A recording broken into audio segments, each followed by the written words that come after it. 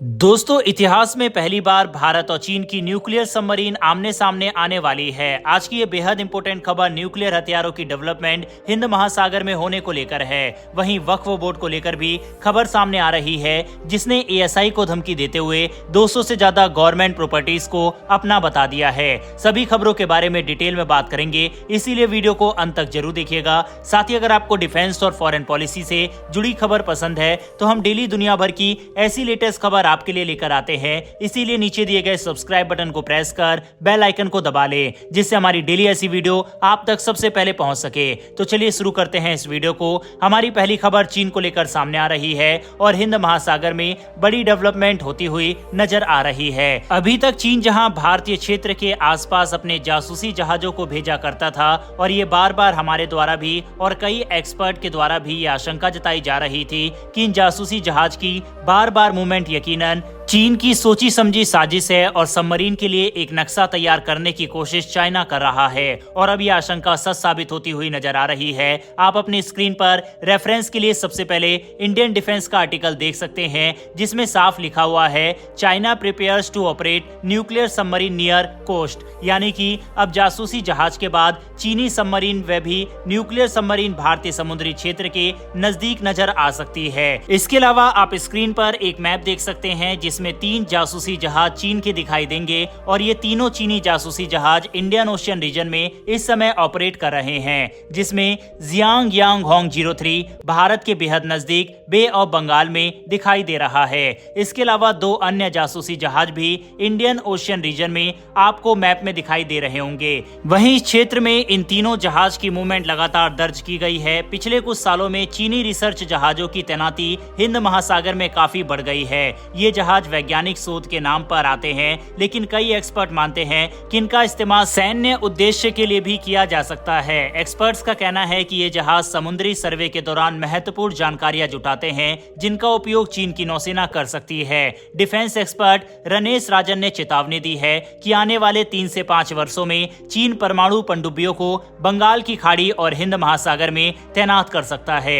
ये भारत की सुरक्षा के लिए एक बड़ा खतरा हो सकता है। चीन की इस बढ़ती उपस्थिति के पीछे कई कारण हो सकते हैं। एक प्रमुख कारण है चीन के तेल और अन्य संसाधनों की आपूर्ति को सुरक्षित करना, जो किसी भी संघर्ष के समय में बाधित हो सकती है। इसके अलावा चीन इस क्षेत्र में अपने विमान वाहक पोतों की स्थायी तैनाती की योजना भी बना रहा है, जिससे उसकी सप्लाई लाइन सुरक्षित रहे। अब सवाल उठता है कि भारत इस चुनौती का सामना कैसे करेगा। भारत पहले से ही अपनी समुद्री निगरानी बढ़ाने के लिए आधुनिक मैरीटाइम पेट्रोल एयरक्राफ्ट्स पर निवेश कर रहा है, जो पनडुब्बियों का पता लगाने और उन्हें रोकने में सक्षम होंगे। इसके साथ ही भारत को अगली पीढ़ी के पनडुब्बी रोधी हथियारों में भी निवेश करना होगा, ताकि वे अपनी रणनीतिक बढ़त बनाए रख सके। हालात तेजी से बदल रहे हैं और भारत को सतर्क रहकर अपने समुद्री क्षमताओं को मजबूत करना होगा। इसके साथ ही क्षेत्र सहयोगियों के साथ मिलकर काम करने से हिंद महासागर क्षेत्र में स्थिरता और सुरक्षा बनी रहेगी।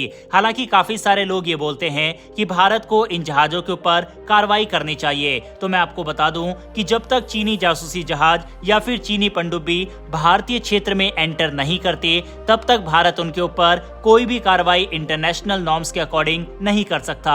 चीनी जासूसी जहाज भले ही हिंद महासागर में आ रहे हो, लेकिन ये अभी भी इंटरनेशनल वाटर टेरिटरी में ही है, जहां पर भारत कार्रवाई नहीं कर सकता। तो क्या इसका मतलब यह है कि भारत को हाथ पर हाथ धरकर बैठना चाहिए? तो ऐसा भी नहीं है। भारत इस मुद्दे को इंटरनेशनली उठा सकता है और जिस तरह से लगातार चीनी जासूसी जहाज की इस जगह पर मूवमेंट हो रही है, उसको लेकर इंटरनेशनली प्रेशर चीन के ऊपर भारत क्रिएट कर सकता है। दूसरा विकल्प यही है कि भारत अपनी समुद्री सीमा को और भी ज्यादा सुरक्षित करे, जो कि भारत ऑलरेडी लगातार करता जा रहा है। भारत ने 2 एयरक्राफ्ट कैरियर इस समय हिंद महासागर में उतार रखे हैं। इसके अलावा पीएटाई पोसाइडन विमान लगातार निगरानी कर रहे हैं और भारत अपने नौसेना के लगभग 15 की संख्या में MQ-9 ड्रोन भी खरीदने वाली है। यानी कि चीन की आक्रामकता को रोकने के लिए भारत जो कर सकता है वह फिलहाल कर रहा है, लेकिन चीन लगातार इस क्षेत्र में आक्रामक होता जा रहा है, जो कि धीरे धीरे एक नए विवाद को जन्म दे सकता है। वहीं भारत की तैयारी को लेकर ही हमारी अगली खबर भी है। दरअसल भारतीय नौसेना ने अब ऑफिशियली आईएनएस अरिघट सबमरीन को कमीशन कर दिया है। ये भारत की दूसरी परमाणु शक्ति से लैस बैलिस्टिक मिसाइल पनडुब्बी है और अपने पहले मॉडल INS अरिहंत से ये काफी अधिक उन्नत है। INS अरिघट को 83 मेगावाट के प्रेशराइज्ड वाटर रिएक्टर से चलाया जाता है, जिसे और भी बेहतर बनाया गया है ताकि इसकी परफॉर्मेंस और दक्षता बढ़ सके। इस रिएक्टर की मदद से पनडुब्बी लंबे समय तक पानी के अंदर रह सकती है और दुश्मन के सोनार सिस्टम से बचने के लिए इसकी आवाज भी बहुत कम हो गई है, जिससे इसे ढूंढ पाना और भी मुश्किल हो गया है। इस पनडुब्बी के सोनार और इलेक्ट्रॉनिक सिस्टम में भी बड़े सुधार किए गए हैं, जिससे इसकी दुश्मन को पकड़ने की क्षमता और जागरूकता और भी मजबूत हो गई है। इसका मतलब है कि INS अरिघट को किसी भी समुद्री युद्ध में ज्यादा सफलता मिलने की उम्मीद है। INS अरिघट को बनाने में अत्याधुनिक डिजाइन और मैन्युफैक्चरिंग तकनीकों का इस्तेमाल किया गया है। इसमें विशेष सामग्रियों और जटिल इंजीनियरिंग तकनीकों का उपयोग हुआ है, जिससे ये पनडुब्बी ज्यादा मजबूत और ज्यादा खुफिया हो गई है।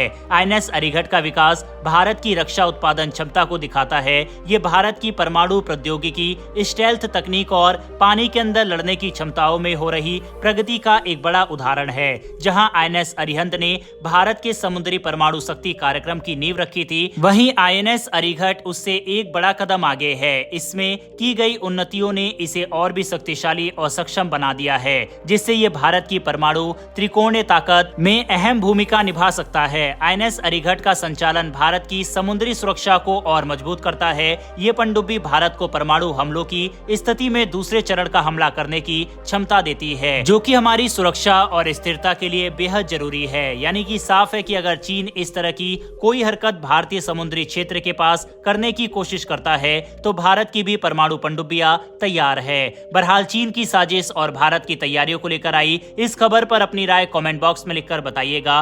बढ़ते हमारी अगली खबर की तरफ, जो कि वक्फ बोर्ड को लेकर सामने आ रही है। हाल ही में वक्फ बोर्ड को लेकर केंद्र सरकार एक बिल लेकर आई थी, जिसके तहत वक्फ बोर्ड की ताकतों को सीमित करने का प्रावधान केंद्र सरकार ने तय किया था, लेकिन अपोजिशन पार्टी की तरफ से जमकर इसका विरोध किया गया और ये बिल अब रिव्यू पैनल पर अटक गया है। जहां पर कल ही आर्कियोलॉजिकल विभाग ने ये कहा है कि वक्फ बोर्ड बिल बेहद ज्यादा जरूरी है और ये बात उन्होंने रिव्यू पैनल को कही थी। लेकिन जहां एक तरफ केंद्र सरकार वक्फ बोर्ड की ताकतों पर लगाम लगाने की तैयारी कर रही है, वहीं दूसरी ओर वक्फ बोर्ड बेलगाम घोड़े की भांति आए दिन नए नए और बड़े बड़े दावे ठोक रहा है। आप सबसे पहले स्क्रीन पर इकोनॉमिक टाइम्स का आर्टिकल देख सकते हैं, जिसमें लिखा हुआ है वक्फ बोर्ड क्लेम्स 200 गवर्नमेंट प्रॉपर्टीज इन दिल्ली ऑफिशियल्स। अब जिन प्रॉपर्टी के ऊपर दावा वक्फ बोर्ड ने किया है, इनमें से कई सारी प्रॉपर्टी तो आज से 100 साल पहले ही गवर्नमेंट की तरफ से एक्वायर की गई है और उस समय वक्फ बोर्ड बना भी नहीं था। इतना ही नहीं, आर्कियोलॉजिकल सर्वे इंडिया यानी ASI की 120 से ज्यादा प्रॉपर्टीज पर भी वक्फ बोर्ड ने अपना दावा ठोका है। इसके अलावा बिहार के अंदर पूरे के पूरे गांव को वक्फ बोर्ड ने अपनी प्रॉपर्टी घोषित कर दिया है। इतना ही नहीं, वक्फ बोर्ड ने जहां ASI को धमकी दी है, तो वहीं बिहार के जिस गांव पर वक्फ बोर्ड ने अपना दावा ठोका है, वहां पर एक बड़ा नोटिस भी लगाया है और कहा है कि यहां की जमीन को कोई भी अगर खरीदना या बेचता है तो उसके ऊपर गैर जमानती अपराध के तहत अलग अलग धारा लगाकर कार्रवाई कर दी जाएगी। इन सभी खबरों से पता लगता है कि वक्फ बोर्ड एक्ट जो केंद्र सरकार लेकर आ रही थी, वह कितना ज्यादा जरूरी है। इस खबर के ऊपर अपनी राय कमेंट बॉक्स में लिखकर बताइएगा। फिलहाल इस वीडियो में इतना ही। ऐसी ही डेली वीडियो के लिए नीचे दिए गए सब्सक्राइब बटन को प्रेस कर बेल आइकन को दबा लें, जिससे हमारी डेली ऐसी वीडियो आप तक सबसे पहले पहुंच सके। फिर मिलेंगे ऐसी एक नई वीडियो के साथ। धन्यवाद। जय हिंद।